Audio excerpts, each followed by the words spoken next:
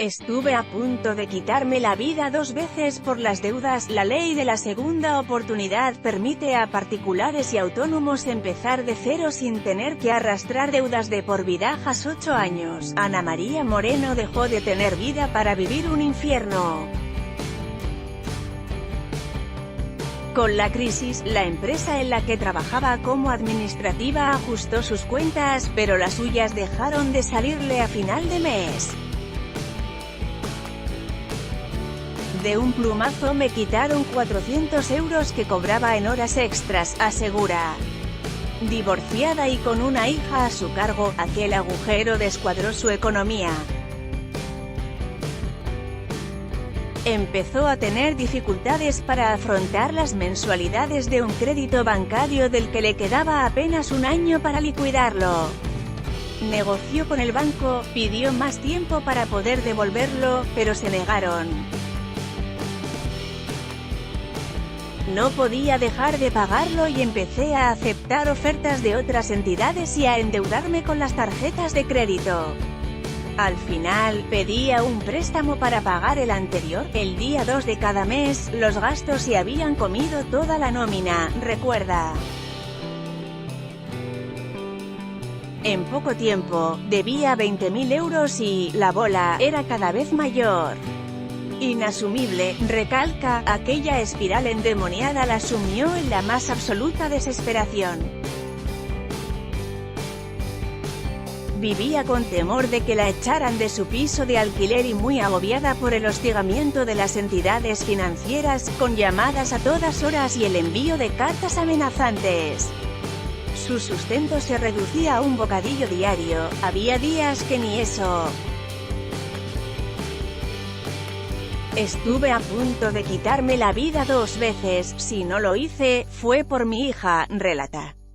Sin saber qué hacer ni a quién acudir, recurrió a Internet como quien se encomienda a un oráculo. La red le puso sobre la pista. Un asesor me habló de la ley de la segunda oportunidad y me puse en manos de Repara tu deuda. En menos de un año, me liberaron de todo lo que debía, después de mucho papeleo y de permitirme pagarles poco a poco. El juez valoró que con mis ingresos y con el déficit que tenía todos los meses no iba a poder saldarla en la vida, explica. Como ella, ciudadanos que se hipotecaron en el peor momento de la crisis, particulares ahogados por préstamos personales, emprendedores fracasados que avalaron su proyecto empresarial con bienes personales o autónomos obligados a cerrar sus negocios y a asumir una deuda que no podían pagar, han recurrido en estos últimos años a la Ley 25/2015, de 28 de julio. Hasta esa última reforma, solo las empresas contaban con un recurso legal para declararse en quiebra y pedir la exoneración de sus pasivos en casos de insolvencia, mientras particulares y autónomos estaban condenados a morir con ellas. Podían ser perseguidos de por vida por sus acreedores, aunque ya no tuvieran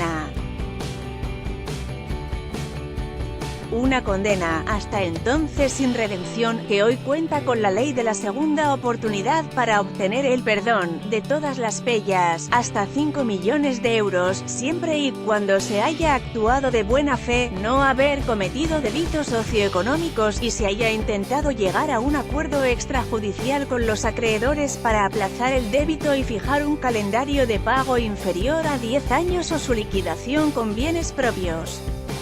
La ley de segunda oportunidad, 1036 procesos concursales de particulares y 240 de autónomos se registraron en 2017, según el INE. Este número dista bastante de los 55.000 celebrados en Francia o de los 100.000 de Alemania. Estado de los avalistas. Pese a que la ley no lo contempla, ha habido ya varias sentencias judiciales en las que el beneficio de exoneración de la pella se ha extendido a los avalistas de los deudores, sentando jurisprudencia al respecto. caducidad del perdón. Los acreedores podrían reclamar su deuda en los 5 años posteriores a su exoneración, si se demostrase que el deudor tiene ingresos ocultos o ha mejorado sustancialmente su situación económica. El juez Enrique San Juan cree que este aspecto de la norma produce desazón, y que la remisión de la deuda debería ser absoluta desde el primer momento. Sin embargo, en más de un 95% de los casos, estos acuerdos extrajudiciales tutelados por un juez y en los que interviene un mediador concursal fracasan. Los acreedores no suelen presentarse pensando que en el concurso que se abre posteriormente cobrarán toda su deuda. Pero se equivocan, porque una vez liquidados los bienes no siempre alcanza para pagar a todos. A quien le interesa realmente llegar a esta fase es al deudor, que puede quedar exonerado de todo y empezar de cero, afirma Andrea Olcina, abogada de la Asociación de Ayuda al Endeudamiento, AEF.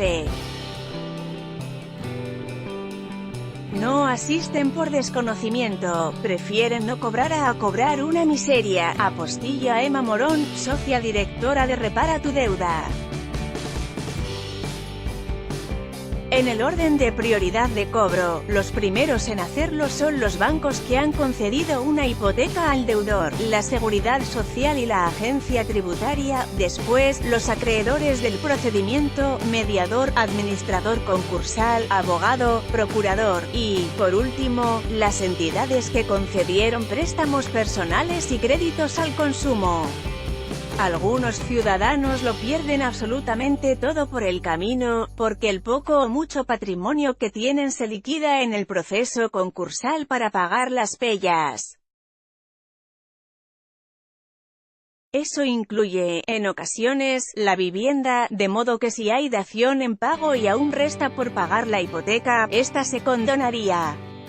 Pero no siempre hay que sacrificar la casa.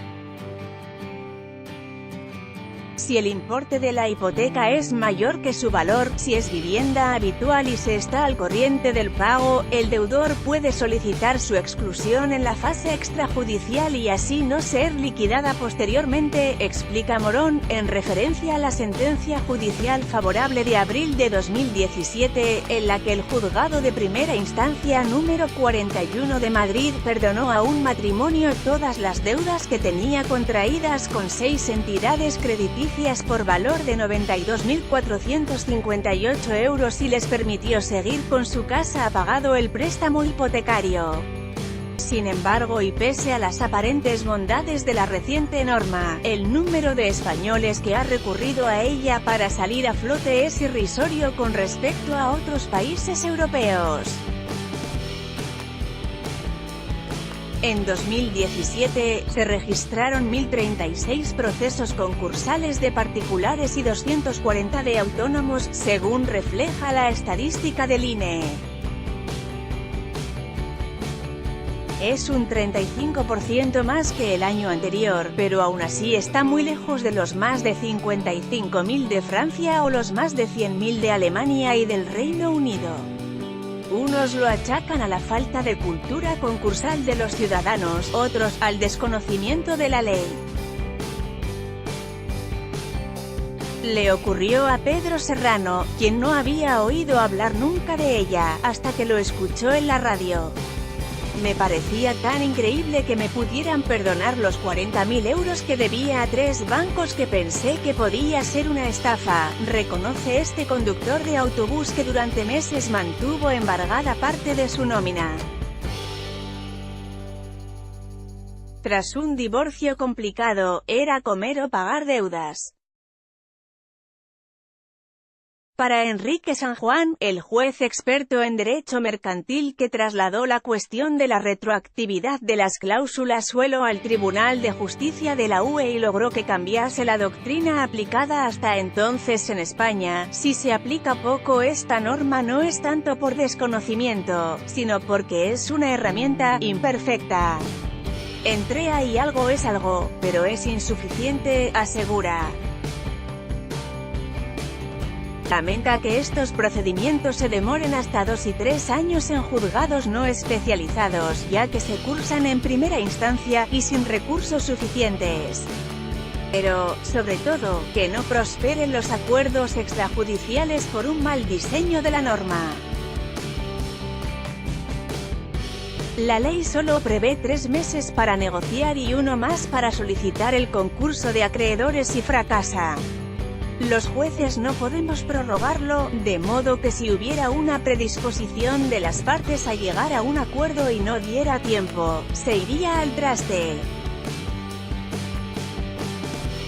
Si, además, se presentase un plan de viabilidad bueno, no podríamos obligar al acreedor a aceptarlo, depende de su voluntad, advierte. Pero esta ley no lo perdona todo. Hay deudas que son sagradas, como la manutención alimenticia de los hijos y las contraídas con la Agencia Tributaria y la Seguridad Social.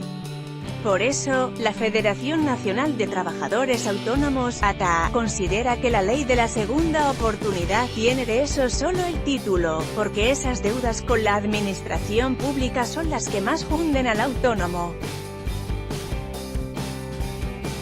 Ni siquiera se paralizan los recargos mientras dura el procedimiento concursal que, además, le cuesta dinero, mediador, abogado, procurador, porque en este caso no hay justicia gratuita, denuncia la vicepresidenta, Celia Ferrero. En su opinión, esta norma ha simplificado las cosas pero se ha olvidado de que el autónomo no tiene la formación, ni la información necesaria para acudir al concurso, falta un servicio público, dotado con medios y mentores, que le ayuden a evaluar su negocio, y a detectar una crisis a tiempo y a evitar un procedimiento judicial, sin que todo ello derive en consecuencias económicas, personales y familiares inasumibles.